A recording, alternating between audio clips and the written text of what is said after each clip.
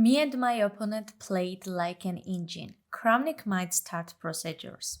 So the game started with d4, knight on f6, c4, e6, knight on f3, d5. I kind of knew what he would play, but well, he did not have that many games on the internet, so I kind of guessed it and it worked well. Knight c3, bishop e4, and bishop g5. Typical Ragozin defense. h6, bishop f6, queen on f6, and c takes d5. This is typical variation here. A takes d5, queen on a4, knight c6. Well, even though I knew this, I still was thinking a lot after these moves, and it's hard to play when you have low time, and we will see why. E3, castle, bishop e2, and bishop e6. Typical moves here. Castle and a6. The idea here is to just push b5 if I need and play bishop d6, not to allow knight b5. Rook fc1 and bishop d6. To be honest, I was really surprised that my opponent was that well prepared and he played very well at the beginning and he was playing very quickly. And look, I had only 50 minutes and my opponent had 1 hour and 26 minutes. This tournament is really interesting as how long I'm thinking during games, especially in the openings. It's really important to take your time when you are playing the opening, but losing time too much is not good because of middle game and end game, and you need time, especially during critical moments. So queen d1 and knight e2. The idea here is to push c5 if I need, knight on f5, etc. And he played a3. Probably the idea was to play b4, not to let me to play c5. And here I think I should not have played b6. Seems like it's inaccuracy. Maybe it would be much better either to play knight g6 to play knight on h4 next, or play rook on fe8. But I decided to play b6 in order to play c5 next. b4 and rook fc8. I was looking to play c5, but I kind of did not like this continuation because if it would be traded and the knight on a4 or rook b1, he would get two great files on C and B files, and that's why I didn't want that. So that's why I played rook on f8, and then I was thinking to play c5. And he played queen on f1, which I totally missed, that this pawn on a6 would be hanging, and I was thinking a lot here.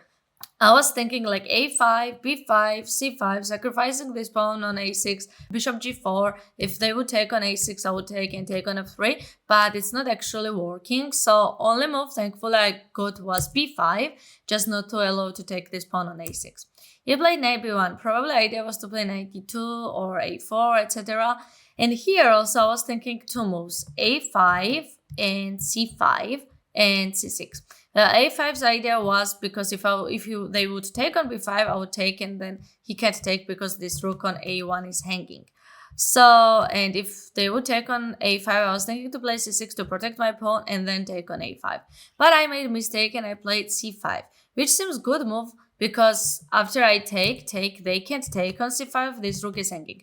But what I have missed was a4, which thankfully my opponent did not see.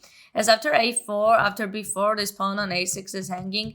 So it's very, very complicated for me to play this game. So thankfully my opponent did not see a4 and he played knight bd2. And then I was so happy, like this made me so happy that he did not see it. It's actually the best feeling. And I played bishop d6, just not to allow to take this bishop on c5. He played a4 now, and I took on a4. Well, there were other options like to take on c1, play b4, but it's so hard to choose one of those options because everything looks like similar. Plus, like as my time was decreasing, it was so hard to make some decisions. So I decided to take, which is also a good move. He took and played a5, not to allow to take this pawn on a6. Knight b3 and bishop b4. The idea here is to just protect my pawn and improve position of my bishop. Knight on e5 and bishop f5. The idea here is to play bishop c2, and that's why he played bishop d3.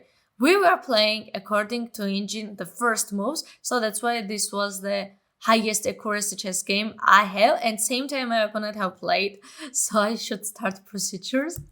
Rook c1, queen takes c1, and rook c8. Well, there were some options like to play bishop d6 and give this pawn and a take on e5, but I thought that rook c8 would be much better to like develop my rook on c5, queen d1 and queen b6. The idea is to just simply threaten knight if I need.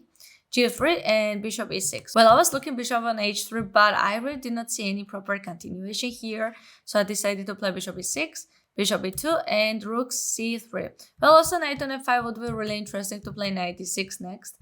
But I played rook c3, knight d3, and bishop f5. I'm taking this knight on d3. Rook on a1 and knight c6.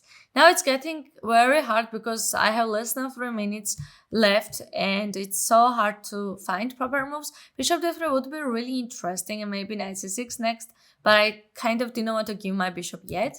Knight c5, bishop takes c5, knight takes c5, queen b4.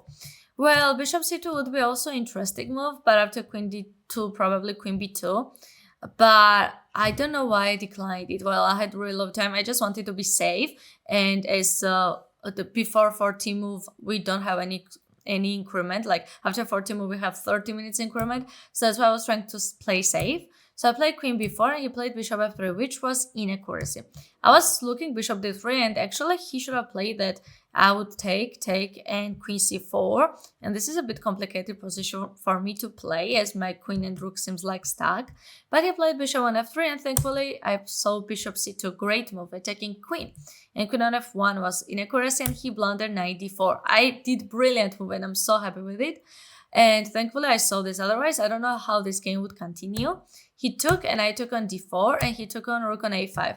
Well, here, as you can see, I have really small time, like 50 seconds. It's so hard to make some decisions. I was looking rook c5, I was looking rook on f3, and I was just torn between which move would be best. Probably rook c5 would be much better after rook on a8, or just play king on h7 and maybe queen c1. But, well, it's still, like, not easy to, like, play this game, you know. Even though I have extra pawn, he has queen and rook, and it's not easy to win this, especially when I have low time. So I took on f3, and here he found really great moves. Queen e2, strong move. I was looking bishop d1, but I didn't like queen e8 and king on h7, and it was so hard to calculate here till the end. So I played queen d1. I was like, let's trade queens and I will have extra pawn, but he took, and he found great move, knight d7. The knight d7's idea is to take on rook d5, and for example, if I try to protect bishop f3, there is rook on a8, king on h7, knight on f8, king g8, knight on d7, king on h7, and perpetuate checks. So I totally missed it, and I felt really sad, so I had to give back this pawn. I played g6, he took, then I played bishop f3, rook e5, rook d3, knight on f6, king g7, knight on e8, king on f8. We just continued some moves. I was like, maybe I would get some chances, but well, after rook e1, it's a draw. Like, for example, after on f3, I was looking like rook e2, like I was looking to play f5 here, but f5 is not working because there is king on f2, so I'm not winning anything. So rook e2, king on f1, rook c2, g4, king on f8, and I offered draw and he accepted. So this game was really, really insane as we barely made any mistakes, and this draw was the most accurate draw I have ever done from my play and from my opponent as well. So I'm really happy by this result. And if you liked this recap, make sure to give thumbs up and subscribe my YouTube channel. And let me know in the comments what's your highest chess accuracy game you have ever played.